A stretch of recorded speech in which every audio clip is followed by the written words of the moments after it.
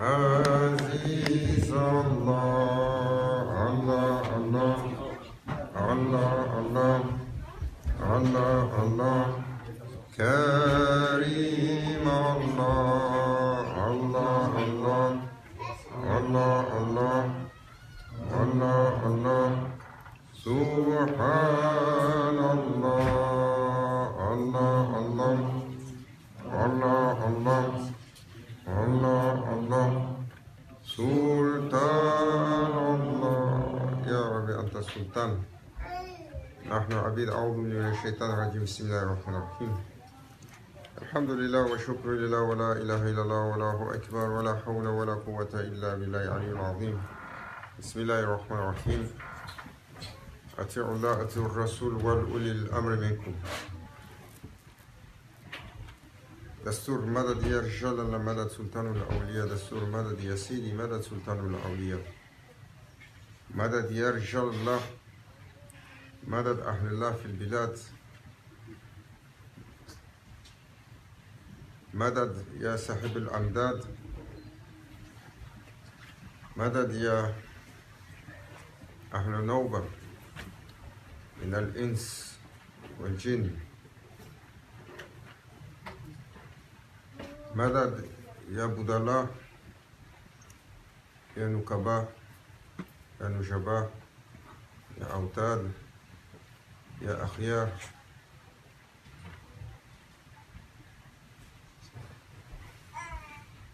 ألف صلاة والسلام عليك أشرف المرسلين سيدنا ونبينا ومولانا محمد النبي الأمي وآله وصحبه وسلم ألف صلاة والسلام عليك يا أهل الله يا شاه مردان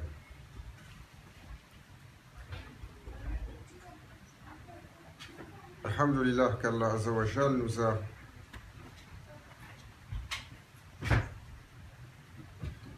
permis de profiter d'un moment pareil.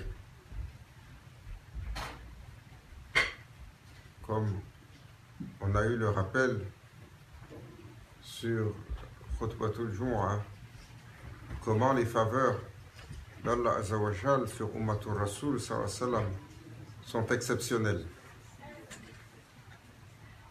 Comment un serviteur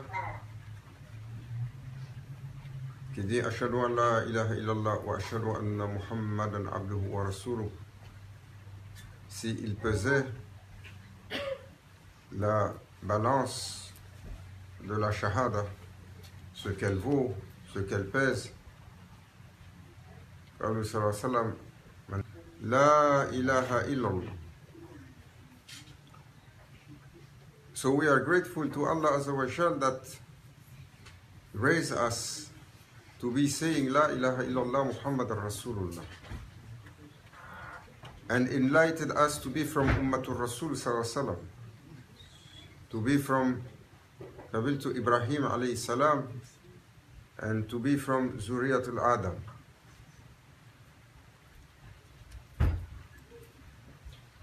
Et cet honneur tellement de fois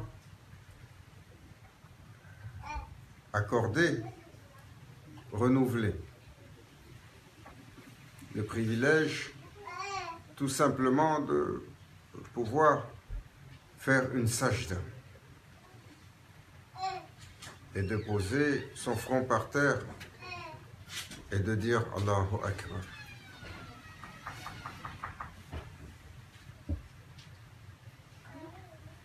Le bénéfice et l'ultime récompense de pouvoir se lever en ayant l'intention de purifier son corps pour le préparer à la rencontre, à la glorification, à la louange, à la servitude pour le Seigneur des mondes. Et cette histoire d'un serviteur du temps de Sayyidina Moussa alayhi salam, l'histoire que Maulana Sheikh Hisham, Allah Azza wa Jal, lui accorde une longue vie en santé. Amen. He taught us this story. ce serviteur que Sayyidina Moussa alayhi salam, alors qu'il allait voir son Seigneur, il trouve all creatures. That servant was in sajda and he was seeing, and Sayyidina Moussa alayhi salam, he was passing, he heard that. Allahu Akbar. Alors il est venu, il a attendu qu'il se lève de la sajda. Et lorsque le serviteur s'est levé de la sajda, il a remarqué qu'il n'avait pas de jambes, il n'avait pas de bras. Il avait juste le tronc et la tête. No legs, no arm. He was astonished, Sayyidina Moussa alayhi salam. Et il l'a questionné. Mais quelle est cette faveur?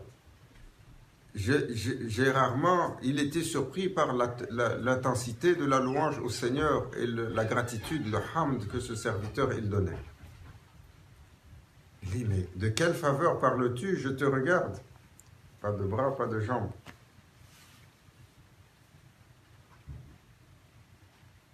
Et ce dernier répondit, il m'a favorisé au-dessus de toutes les créatures. Il a fait de moi un musulman. Pour dire la ilaha illallah, Muhammad al-Rasulullah. Il y a de cela 5000 ans, ou 4000 ans. 3500, 4000 ans, le temps de Sayyidina Moussa alayhi salam. Quelle faveur exceptionnelle, quel honneur attribué. Comment ce serviteur, il a pesé la valeur de ce que Allah Azza wa Jal lui a donné pour donner une leçon à Sayyidina Moussa alayhi salam, et que cette leçon nous parvienne. Lui, parmi ses serviteurs de ce temps-là, il avait eu l'honneur de faire cette mention et de dire La ilaha illallah Muhammad al-Rasul.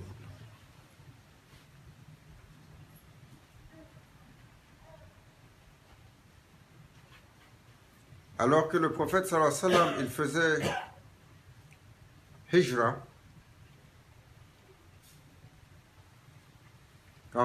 après d'être resté plus d'une décennie à Makka sur la révélation et que la vie était devenue difficile sous l'oppression des gens. Finalement, n'ayant d'autres recours, ils sont partis. Le prophète sallallahu alayhi wa sallam est parti avec une poignée de compagnons pour Yathrib, la fameuse ville qui va devenir le Madina, la ville. Et alors que les compagnons attendaient, ceux qui avaient été, et l'islam avait été accepté, les gens de cette ville étaient beaucoup plus doux et beaucoup plus... ils avaient été tellement bien reçus par les Ansar. Alors qu'ils attendaient, ils ont composé les vers de cette chanson qui nous est familière, qu'aujourd'hui beaucoup de gens fredonnent. Quand on dit Tala al-Badru alayna, c'était une célébration. C'était une célébration. Then, after she chose that place, the camel, they asked, we are going to build for you a house here, Ya Rasulallah. But by the time we build the house, where you are going to stay? Où est-ce que tu vas rester pendant qu'on construit la maison? Il y avait le premier niveau et le deuxième niveau, parce que plus que 2 niveaux, on dit que les anges, ils commencent à donner la malédiction.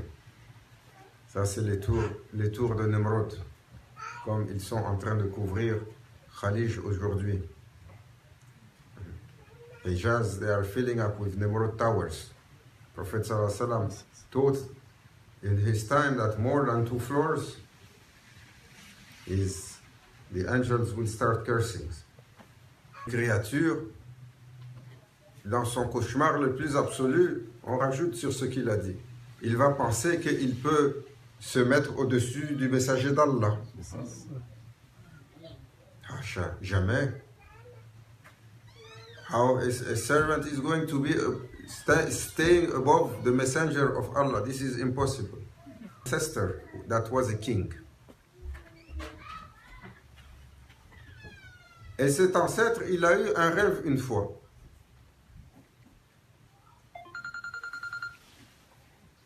Et dans ce rêve,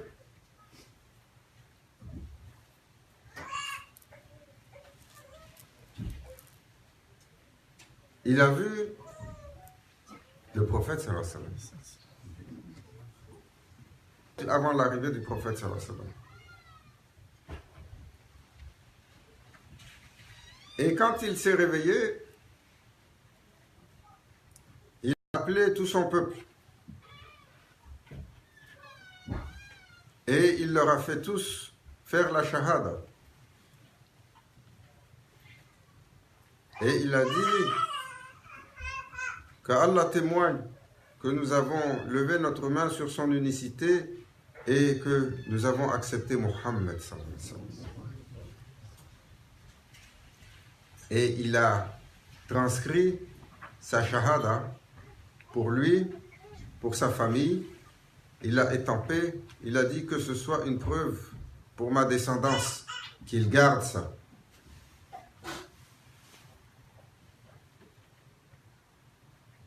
Mais les siècles ont passé. Et comme toute chose,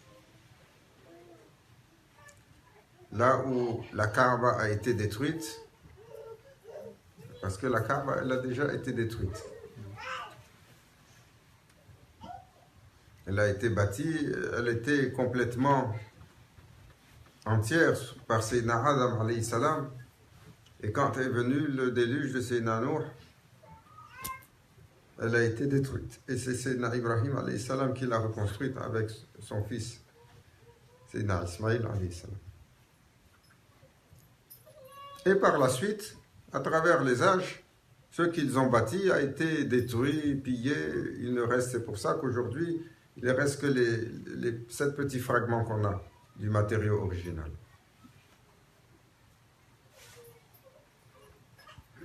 Et le parchemin a été transmis, mais la tradition a été perdue. So, when he saw in dream Prophet sallallahu alaihi wasallam, out of love, he made shahada and converted all his family and his nation. Then sign it, that it should be signed that all my descendants he will witness on Allah and his messenger until day of judgment. So Prophet sallallahu alayhi wa sallam, le prophète lui a dit, parce que pour récompenser ton ancêtre pour ce qu'il a fait et cet honneur qu'il m'a accordé. That honor that he granted me when he saw me in dream in that time. For that honor, Allah Azza wa Jal chose you and your house as his descendant to bless him, to reward him, to bless you and to reward you. That's why the camel went all over the city. Le chameau est allé dans toute la ville, il a passé toutes les demeures pour venir chez toi. Pour que se refasse cette connexion de lumière. Et que ce qui a été sur ton ancêtre, qui a coulé, qui s'est perdu, renaisse et suive ta descendance jusqu'à Yom al-Qiyamah, jusqu'à Akhir al-Zaman, les derniers jours, et jusqu'au jour du jugement, ta descendance sera musulmane.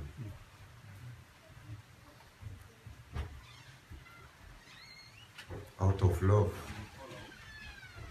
Et c'est Abu Ayyub al-Ansari. Par la suite, il a vécu, il a été des campagnes qui sont allées pour la conquête de Constantinople. Mais il est mort dans un boisé de froid.